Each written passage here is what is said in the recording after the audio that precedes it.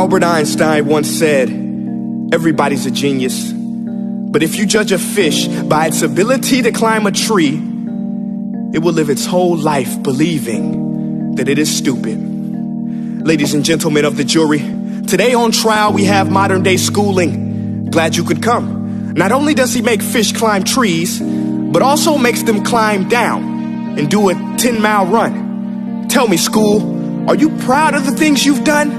Turning millions of people into robots, do you find that fun? Do you realize how many kids relate to that fish swimming upstream in class, never finding their gifts, thinking they are stupid, believing they are useless? Well, the time has come, no more excuses. I call school to the stand and accuse him of killing creativity, individuality, and being intellectually abusive.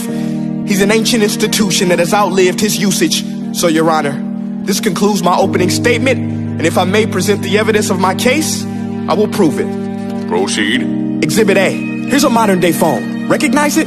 Here's a phone from 150 years ago. Big difference, right?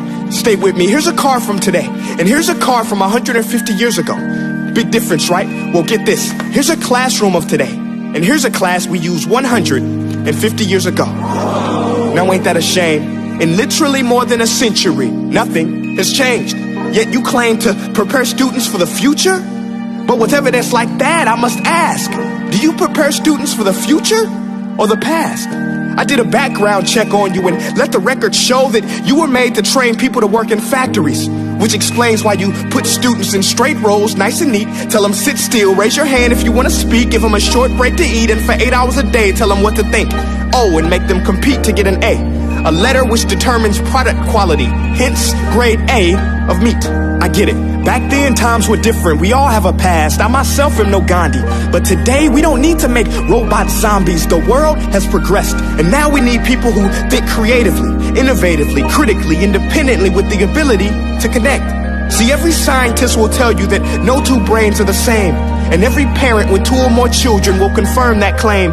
So please explain why you treat students like cookie cutter frames or snapback hats, giving them this one-size-fits-all crap. Watch your language. Sorry, Your Honor, but if a doctor prescribed the exact same medicine to all of his patients, the results will be tragic. So many people will get sick, yet when it comes to school, this is exactly what happens. This educational malpractice, where one teacher stands in front of 20 kids, each one having different strengths, different needs, different gifts, different dreams, and you teach the same thing the same way?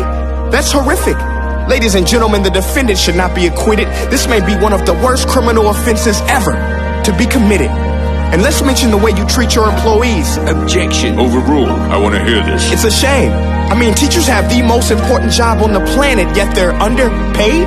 No wonder so many students are short-changed. Let's be honest. Teachers should earn just as much as doctors, because a doctor can do heart surgery and save the life of a kid. But a great teacher can reach the heart of that kid and allow him to truly live. See, teachers are heroes that often get blamed, but they're not the problem. They work in a system without many options or rights. Curriculums are created by policymakers, most of which have never taught a day in their life. Just obsessed with standardized tests. They think bubbling in a multiple choice question will determine success. That's outlandish. In fact, these tests are too cruel to be used and should be abandoned, but don't take my word for it.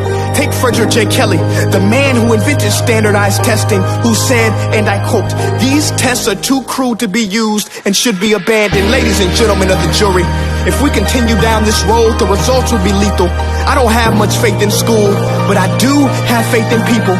And if we can customize healthcare, cars, and Facebook pages, then it is our duty to do the same for education, to upgrade it, change it, do away with school spirit, because that's useless.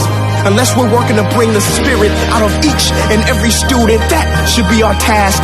No more Common Core. Instead, let's reach the core of every heart in every class. Sure, math is important, but no more than art or dance. Let's give every gift an equal chance. I know this sounds like a dream, but countries like Finland are doing impressive things. They have shorter school days. Teachers make a decent wage. Homework is non-existent, and they focus on collaboration instead of competition. But here's the kicker, boys and girls. Their educational system outperforms every other country in the world. Other places like Singapore are succeeding rapidly. Schools like Montessori, programs like Khan Academy. There is no single solution, but let's get moving. Because while students may be 20% of our population, they are 100% of our future.